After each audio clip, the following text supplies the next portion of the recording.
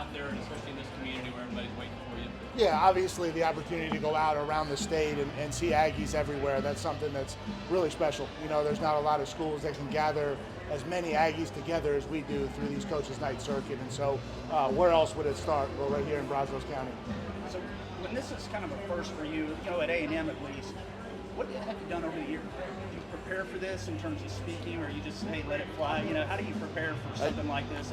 I speak to you all the time. That's how I prepare for this. No, I think obviously you have different opportunities over the years to get up at different events and venues and speak to people, and I think that's all part of the natural progression as a defensive coordinator aspiring to be a head coach one day. And so you get these opportunities to go out and address big crowds, and certainly something that you have opportunities to do and now have to take full advantage of as a head coach.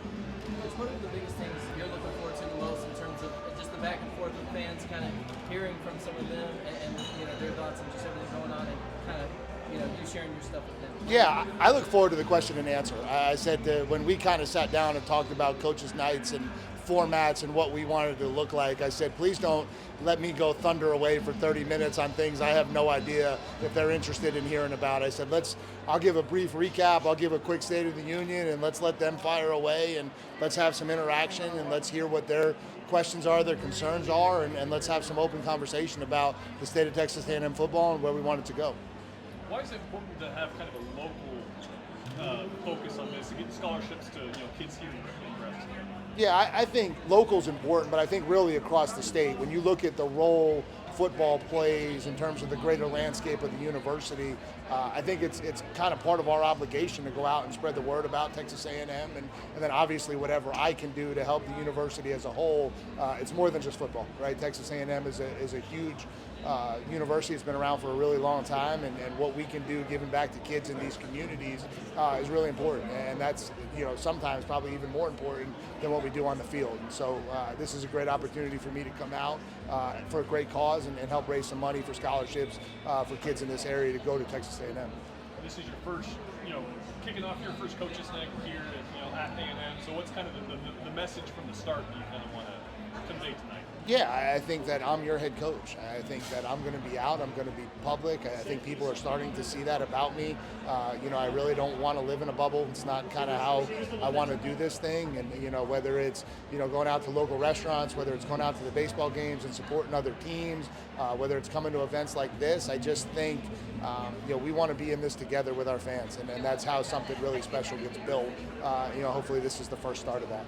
You know the importance of Bryan College Station. This is all new since you've returned. This Midtown Park, this whole setting. What do you think of this setting, what they have here at the Legends? Yeah, I think it's the first time I've actually been to the Legends Center. I've been to the Big Shots quite a few times, but this is the first time I've been over here at the Legends Center. I wanted to kind of take you guys out back and play some beach volleyball afterwards, maybe if we could. But no, I think obviously you see growth everywhere, right? And there was so much in South College Station at first. It's nice to see some of this kind of spreading up into the Bryan area, and the more this university can spread development throughout both of these communities, I think that's the best for this area, and so it's nice to see it kind of starting to branch out in this direction as well. Do you enjoy talking season? Is this a part of the season that appeals to you at all? Yeah, I mean, I enjoy rolling up my sleeves and coaching football, but you certainly embrace everything that comes along with this job, and so I don't think anybody who coaches football wouldn't rather be on the grass coaching it, but I do enjoy getting out with the fans, getting out to spread the message. I do enjoy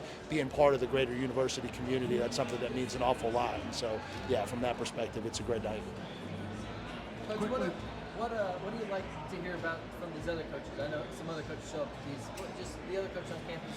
What do you enjoy about kind of just picking their brains and hear about how they go about their things? Yeah, I think you have a lot of really established, really successful coaches on this campus, and some of them this spring, and we've talked about this in press conferences, that are playing at elite levels. And so I think anytime you hear them speak, give perspective, I think there's a lot to be learned in the coaching community from people who do things the right way. And I think we talk to our players all the time about, if you really want to be great at this thing, study greatness. I think there's a lot of that in our coaching community here at Texas A&M, and so anytime you can talk to those guys, it's phenomenal. Last one. Excellent. Thank you, guys. Thanks. Appreciate it.